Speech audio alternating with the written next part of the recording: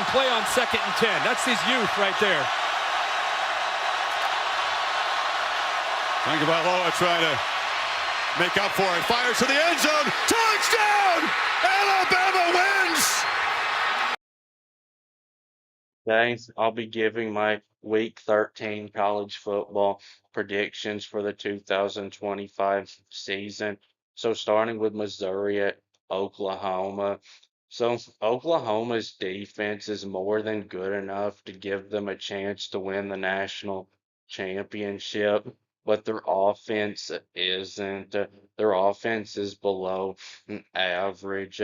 Now, is it possible that Oklahoma could win one or even two playoff games just on defense? Yes, but is it possible that they could win four playoff games, which is what it would take to win a national championship just off of defense? No, because while defense is what is the most important when it comes to winning a national championship, you've at least got to have an average offense to go with it, because eventually in the playoffs you're going to play a team with a really good offense and a really good defense. And Oklahoma has so much talent on offense. So I think there may be a problem with the offensive coordinator. But the good news for Oklahoma is Missouri's not one of those teams with an elite offense and elite defense. Now, John Mateer, though, I thought he played terrible against Alabama, except for that one touchdown possession. He couldn't really challenge the Alabama secondary at all, and he only threw for 138 yards in that one. And outside of his 20-yard touchdown run, he couldn't run either. Only 23 yards rushing on 10 carries. Now, I wasn't really surprised that he couldn't throw well, but I was surprised that he couldn't run for a little more than he was able to. But Oklahoma is in much better shape with him at quarterback than Missouri is in with this backup that they have. This backup quarterback for Missouri, he wouldn't even scare an FCS team. He's that bad. And even though Missouri scored nearly 50 against Mississippi State, it wasn't because of him, it was because they ran the football so well. He only threw for 115 yards and completed only 53.3% of his passes. But good news for Missouri is Bo Prabila is now expected to return this season, but he's not expected to play in this game.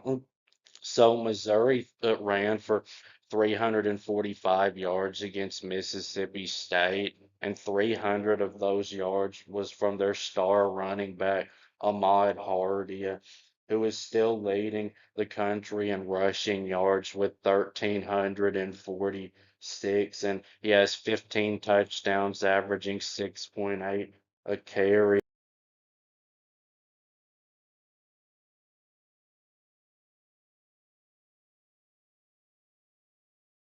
I wouldn't be surprised if he gets an invite as a Heisman candidate. And Missouri has another good running back, Jamal Roberts. He's only got 92 carries, but he's got 583 and four touchdowns and is averaging 6.3 yards per carry. Missouri does have a better running back room than Oklahoma does. And this Missouri run game does seem like they could possibly challenge this elite Oklahoma front at seven. But if you think that Missouri's running for anywhere near what they ran for against Mississippi State, against Oklahoma, you're very much mistaken. Oklahoma's front seven is on a completely different universe than Mississippi State's is. I think Oklahoma will hold Missouri under 150 yards rushing, but I do think Ahmad Hardy will probably get one big touchdown run. And Missouri's defense has been very solid in points allowed, and their secondary's actually been better this year than Oklahoma's has. And Damon Wilson, the defensive lineman that they brought in from Georgia has been a big hit for them as a pass rusher. He's got 7 sacks. But Oklahoma's R. Mason Thomas, I haven't seen if he's going to play in this game or not, but whether if he does or not, Oklahoma still will have the overall advantage at pressuring the quarterback, I think. Well, I don't think Oklahoma's offense will do a lot in this game. I think Missouri's defense will keep them in this game. To beat Oklahoma, unless Oklahoma were to have a fluke game, I think you're going to have to be able to throw the football well, which Missouri cannot do right now. So I've got Oklahoma getting the win over Missouri by a score of 24-17. So now USC at Oregon. So comparing quarterbacks in this game, both Dante Moore and Jaden Mayava have played in 10 games, and Mayava has thrown for 2,868 yards and completed a 66.8% of his passes, which is good. And is averaging a great 9.5 yards per throw, and he has an 18-6 touchdown to interception ratio. And Dante Moore has thrown for 2,190 yards and completed 72.8% of his passes, which is great. And he averages 8.6 yards per throw, which is good. And he has a 21-5 touchdown interception ratio.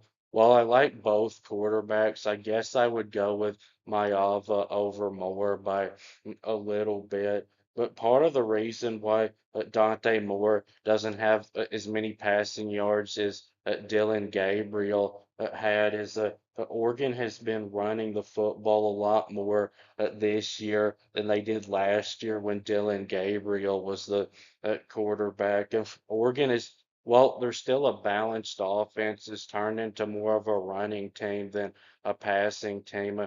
They're averaging 233.6 rushing yards per game, which ranks eighth in the country. And their starting running back, Noah Whittington, since he's been healthy, he's been unstoppable. He's averaging 8.2 yards per carry.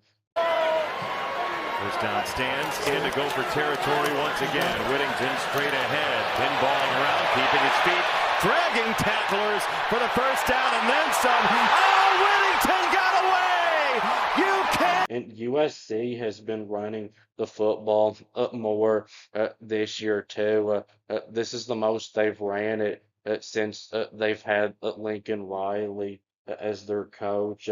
And their walk-on running back, King Miller, has been amazing since taking over as the starting running back in the Michigan game. He's ran for 719 yards and 5 touchdowns and is averaging 7.3 a carry. But I would give Oregon the advantage here because they have several good running backs that they can rotate throughout the game. Well, because USC's top two running backs at the beginning of the season are both hurt, they really don't have any depth to help out King Miller. But at wide receiver, USC has the best one in this game. Mekhi Lemon, he's expected to be a first round draft pick. And if anyone can stop Mekhi Lemon, though, it would be Oregon because Oregon's secondary ranks first in the country, giving up only 127.3 yards passing per game on average. And Mekhi Lemon and Jacoby Lane, they've combined for 111 catches for 1,675 yards and 12 touchdowns. And Jacoby Lane didn't play at all in one game this season. The Mekhi Lemon and Jacoby Lane combination is right up there with the Jeremiah Smith and Carnell Tate at Ohio State and the Omar Cooper and Elijah Surratt at Indiana. Now, Oregon did slow down Indiana's passing attack, even though they lost the game. But while USC's wide receivers, Makai Lemon and Jacoby Lane, are both better than any of Oregon's wide receivers, Oregon does have more depth this year at wide receiver than Southern Cal does. They've got at least four wide receivers that are going to play in the NFL probably. But Decorian Moore, who's been their best wide receiver, didn't even have a catch against Minnesota. They're going to need to get him going in this one. And Oregon does have the better tight end. Kenyon Sadiq, he's one of the best tight ends in college football. He's caught 30 passes for 407 and six touchdowns. But tight ends for USC have been better this year than they ever have in the past under Lincoln Riley. USC's defense has been a lot better than I thought it was going to be. And their secondary's actually been pretty good.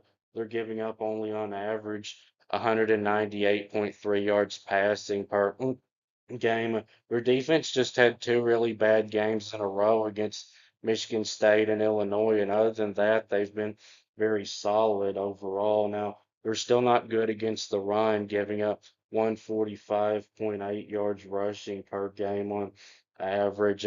But Eric Gentry at linebacker is one of the best in college football. He's got 64 tackles and has forced five fumbles, and he also has three sacks.